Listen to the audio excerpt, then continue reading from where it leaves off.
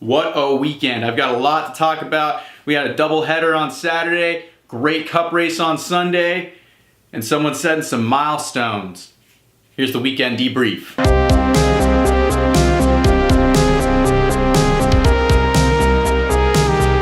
Hello, darkness, my old friend. Hey everyone, welcome. I've got a great show for you today. Got some notes, and don't worry, unlike Chris Myers, I wrote my own notes. I know what's on them, and they pertain to NASCAR. What's that for? Air conditioner. What's going on here? Dick Berggren. Call security. Let's get started. So Atlanta, it's always a beautiful track. One of those tracks that's engraved in NASCAR's history. There's a lot of history there. It was reconfigured in '97 to this D-shaped oval that it's known as, and it's always produced really fantastic racing because it's a multi-group track. You can go anywhere on it. With it being so abrasive as well, it hasn't been resurfaced in decades. It's pretty amazing how the tire fall off makes you search more as a driver. And I think that's a big thing we saw this weekend. The fall off wasn't that bad. It was really good. Yeah, you can say what you want about speed. And here's where we're gonna draw the line now, people. I'll take a big sip first. Speed is irrelevant.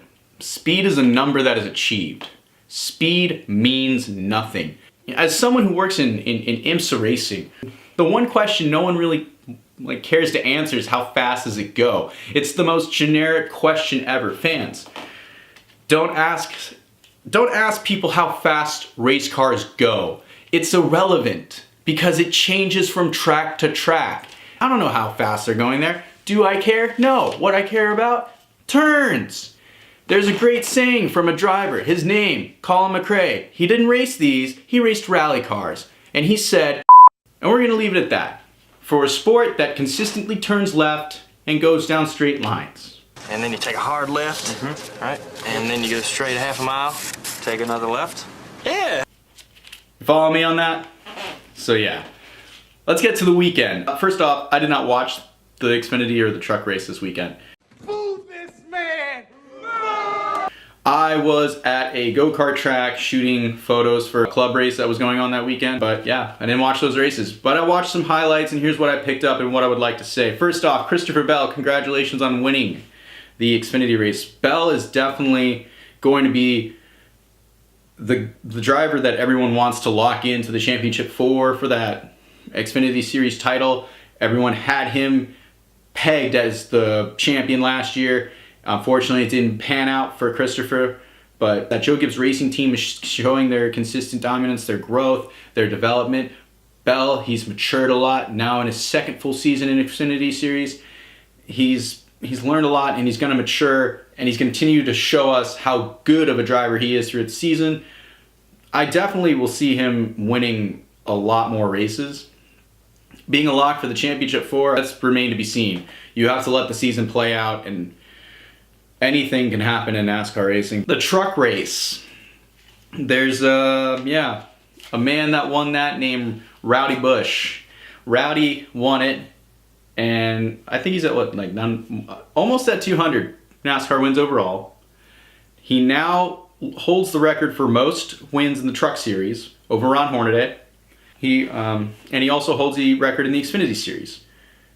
So with that being said, there's a lot of hate going on with Kyle Busch, and it's understandable. You know, when someone's winning a lot, never going to be accepted.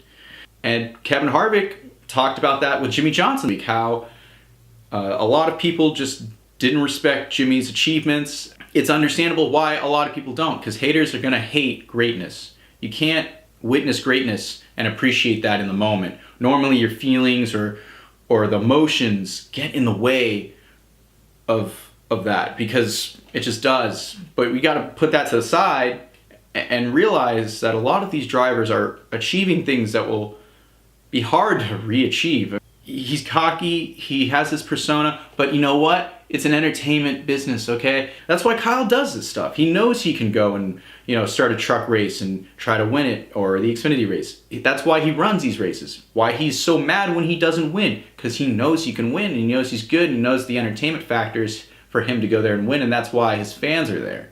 From here on out, we shouldn't compare Kyle Busch to Richard Petty. And right now, he's won this many races, At some point, he's going to surpass 200. Where he ends up across the board with his wins will remain to be seen. Sunday. What a day. There was overnight rain. You have a green racetrack with no rubber on it now.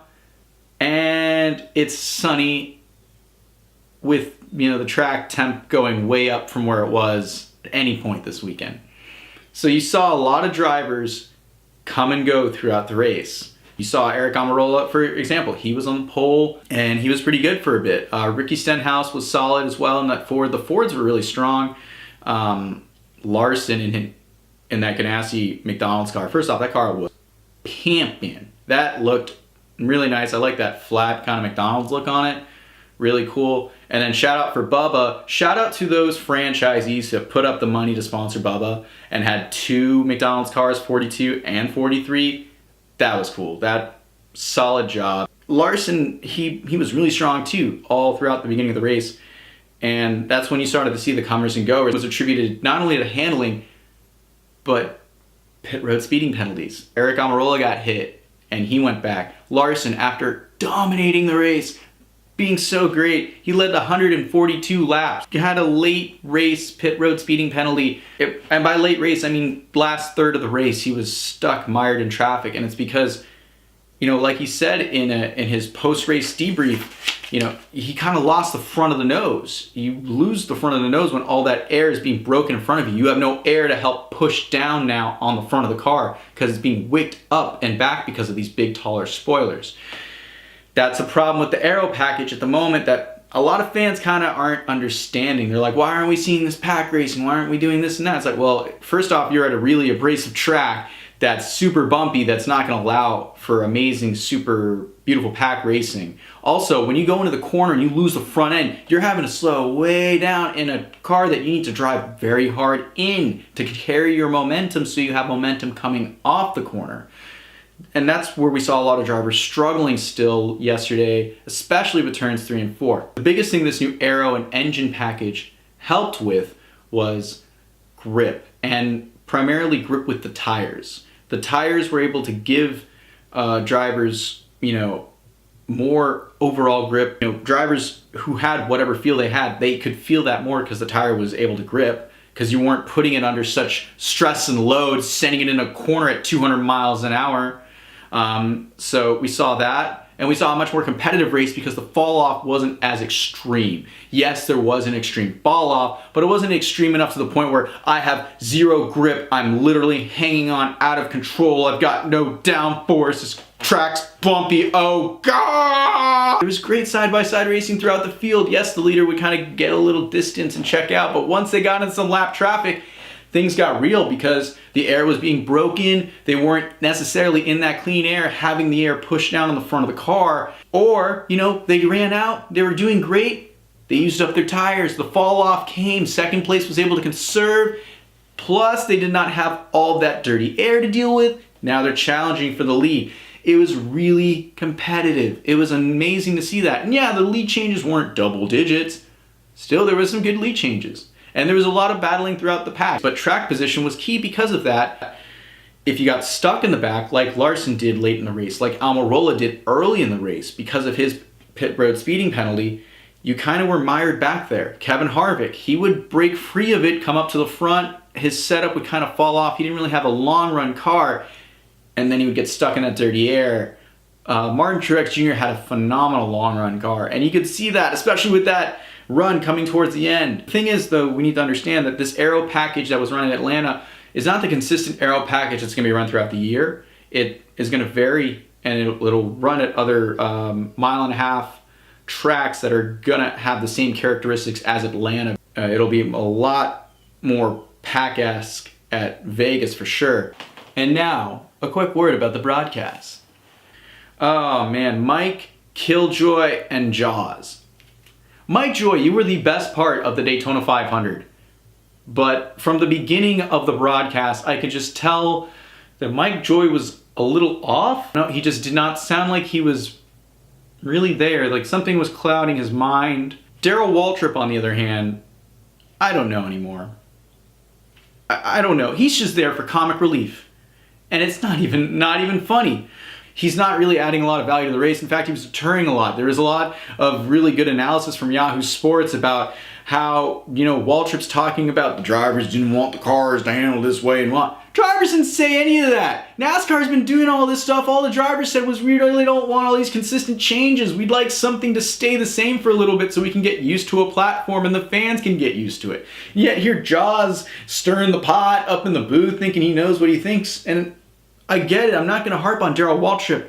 I like that Darrell is kind of up there to talk about specific things. Every now and then he brings up an interesting point.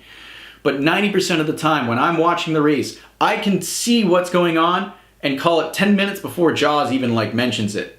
And then they started bickering, both Mike Joy and Darrell Waltrip, especially around the time that BJ McLeod and Ryan Preece had a little incident on pit road. Here's Darrell saying his piece about how, you know, it's on the driver and it's kind of Ryan Preece's fault. And then here's Mike Joy screaming about how it's BJ McLeod's fault, which was a huge bummer. That JTT Geordie team was running phenomenal. A really great run going with Ryan Preece, looking down at his tack, and he looked back up and BJ McLeod was right there. He had a flat tire and had to be on pit road at the time. Here's the thing, Fox. If you want to hire some people, Alan Bestwick, please come back to the booth. Every NASCAR fan would love to see Alan Bestwick back. Just hire Alan Bestwick, please. Like, I really like Mike Joy, but, you know, the Daytona 500, he was amazing. He had some really great facts and zingers, but man, this race was just...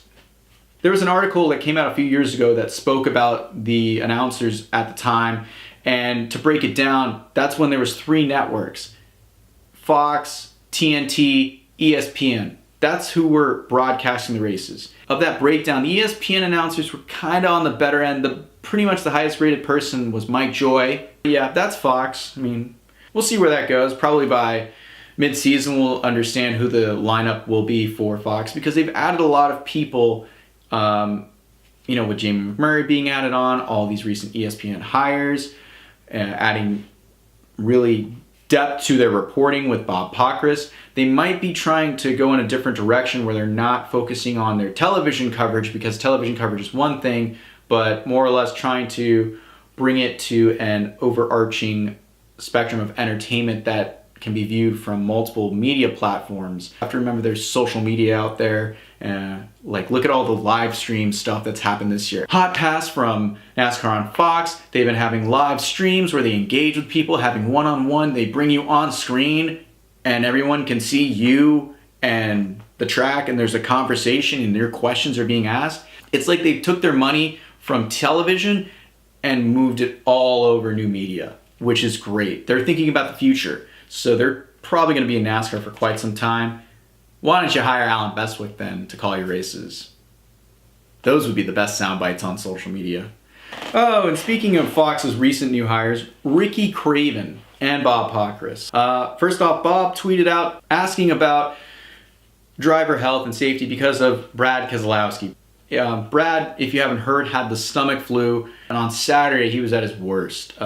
He said if the race was on Saturday, he wouldn't have been able to do it. That's a great aspect to talk about, because Ricky Craven has always had the most insightful, thoughtful, and just engaging points about NASCAR. Ricky Craven definitely understands the sport, and whenever he says something, fans should pay attention, because he's giving you the direct insight to the driver in a way that just normally isn't described, because he knows how to articulate and express what he needs to say. And that's why I really liked that tweet, because there was a lot of hype and talk about Brad. You know, he was sick, he was pretty ill.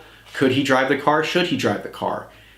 When does a driver need to drive and not need to drive? Because we do live in a day and age when we don't need to be seeing these drivers be these fearless heroes who have to go out on any given Sunday and drive their car because they need to. It's their livelihood.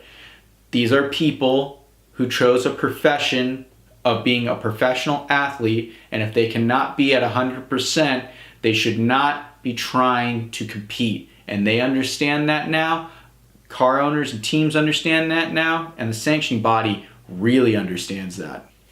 To Brad's drive, it was kind of interesting because, like, when they said, oh, Brad's not feeling good, he might not make it. And when Bob Pockris first sent out his tweet about Brad saying it's a good day, I was thinking, man, is Brad K gonna win today? Because it's like all the stars are aligning for Brad to win, and he actually did. So that was it's kind of funny. And congrats to Brad. That was a gutsy performance. So with that win, Brad Keselowski actually surpassed Mark Donohue with the most wins of any Penske driver in history. First off, anytime you can be mentioned in the record books with Mark Donohue, that's you did something good. You pretty pimping right there. That was good right there. So congrats to Brad on that. And he loves to do things that mean something in history. And to win that race probably meant more to him because of the historical factors behind it, plus the relevance of all of the military being represented at that race. It probably was just everything aligning up. So it was one of those moments, and Brad deserved it, so it was good for him. What should we expect with this racing? I don't know, honestly. That's literally what my notes say. It says, I don't know how to expect racing. You should just tune in and watch every week, because every week it's going to be different with the aero platform being different from race to race. I would like to see NASCAR really try to educate the fans a little more with that, with some graphics. Honestly, you guys spend enough money making these like post-winner graphics and all that. You could like make a little infographic thing breaking down exactly what your aero platform is. And if you guys want me to, comment below and I will. I'll spend my time doing that. I've got my Mac right here. I've got projects I need to do, but I like to procrastinate and make work for you. But yeah, that's the weekend debrief. I hope everyone enjoyed this weekend's race. It was a solid race. So the racing next week is going to be in Las Vegas. It's going to be way different. It's going to look more like the test. And that's when we're going to see this 2-3 wide racing and packs and air and whatnot. So we're going to talk more about air. But you know what we shouldn't talk about, fans? Speed.